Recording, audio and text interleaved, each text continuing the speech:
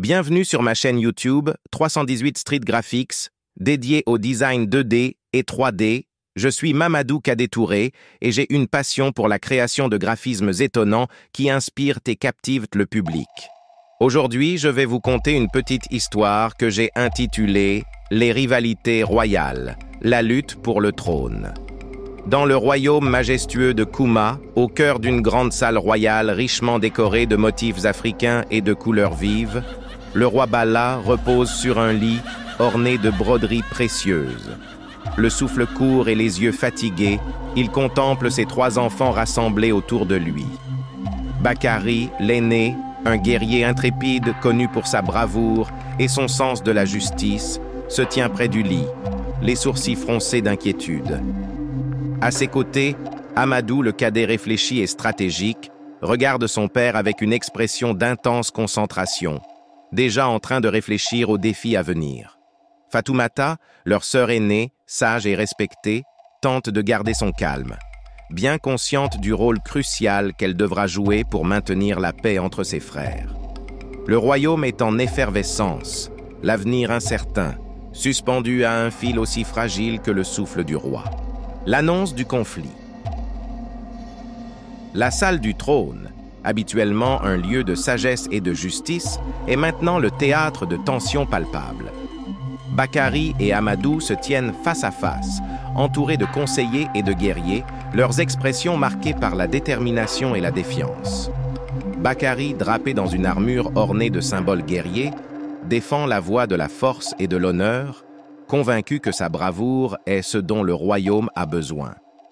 Amadou, vêtu d'une tunique élégante avec des insignes royaux, prône l'intelligence et la diplomatie, croyant fermement que la stratégie est la clé de la prospérité future. Les murmures de la cour résonnent, chacun prenant parti pour l'un ou l'autre, amplifiant le sentiment de division. La confrontation est inévitable et le destin du royaume repose sur l'issue de ce conflit fraternel. La disparition de la lance de Mandé. Une nuit sombre enveloppe le palais, ajoutant une touche de mystère et de crainte. Dans la salle des trésors royaux, un silence lourd règne, brisé seulement par le murmure du vent à travers les fenêtres. Les étagères regorgent d'objets culturels précieux, témoignages du riche héritage du royaume. Mais l'objet le plus sacré, la lance de Mandé, symbole de la légitimité royale, manque de son socle. La disparition de cet artefact plonge le royaume dans la stupeur et la suspicion. Les accusations fusent rapidement. Bakari soupçonne Amadou de l'avoir volé pour renforcer sa revendication au trône, tandis qu'Amadou croit fermement que Bakari est l'auteur du vol. L'ombre d'une silhouette mystérieuse disparaît dans l'obscurité, laissant derrière elle une traînée de doute et de méfiance. La confrontation. Au cœur de la brousse, dans une clairière isolée, la tension atteint son paroxysme. Bakari et Amadou se retrouvent face à face, entourés de leurs partisans respectifs. Le paysage naturel, avec ses baobabs imposants et ses herbes hautes, accentue l'atmosphère de confrontation. Les regards échangés sont chargés de colère et de défiance. Chaque frère prêt à tout pour prouver sa légitimité. Bakari, le guerrier, est prêt à se battre pour ce qu'il croit être son droit, tandis qu'Amadou, le stratège, cherche à utiliser sa ruse pour déjouer son frère. La situation est explosive, et un seul faux pas pourrait plonger le royaume dans une guerre civile. L'intervention de Fatoumata. Avant que la confrontation ne dégénère en violence, Fatoumata intervient, sa présence imposante et sereine.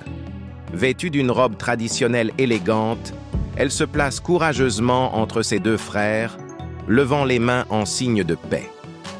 Ses paroles sont empreintes de sagesse et de désespoir, implorant Bakari et Amadou de cesser leur querelle pour le bien du royaume. Elle rappelle les valeurs de leur père, le roi Bala, et l'importance de l'unité familiale. Les expressions de Bakari et Amadou passent de la colère à l'hésitation, touchés par la sincérité de leur sœur. Pour un moment, le poids de la haine et de la méfiance semble s'alléger, ouvrant la voie à une possible réconciliation. La découverte de la vérité. Guidée par son intuition et son désir de justice, Fatoumata se lance dans une quête pour découvrir la vérité sur la disparition de la lance de Mandé. Ses pas l'amènent à une grotte secrète, éclairée par des torches vacillantes. À l'intérieur, elle découvre l'artefact sacré, caché parmi des rochers et des racines. Mais elle n'est pas seule. Diarra, le conseiller rusé, est là, surpris et pris en flagrant délit. Fatoumata comprend instantanément que Diarra a orchestré le vol pour semer la discorde entre ses frères et servir ses propres ambitions. La révélation de cette trahison éclaire le chemin vers la réconciliation. La réconciliation. De retour dans la salle du trône, Fatoumata révèle la vérité à Bakari et Amadou, exposant la tromperie de Diarra. Les frères, réalisant l'étendue de la manipulation qu'ils ont subie, laissent de côté leurs différends.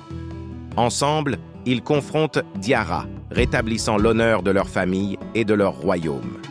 Le roi Bala, dans ses derniers moments, observe cette scène avec un faible sourire, apaisé de voir ses enfants enfin unis. L'air de la salle du trône, autrefois lourd de tension, est maintenant rempli d'espoir et de renouvellement. Le couronnement. Dans une cérémonie somptueuse, au son des tambours et des chants traditionnels, Amadou est couronné roi. Bakari, fidèle à ses côtés en tant que conseiller militaire, promet de protéger le royaume avec la même ferveur qu'il a toujours montrée. La foule du royaume, vêtue de vêtements traditionnels colorés, acclame leur nouveau roi, célébrant non seulement son couronnement, mais aussi l'unité retrouvée de la famille royale.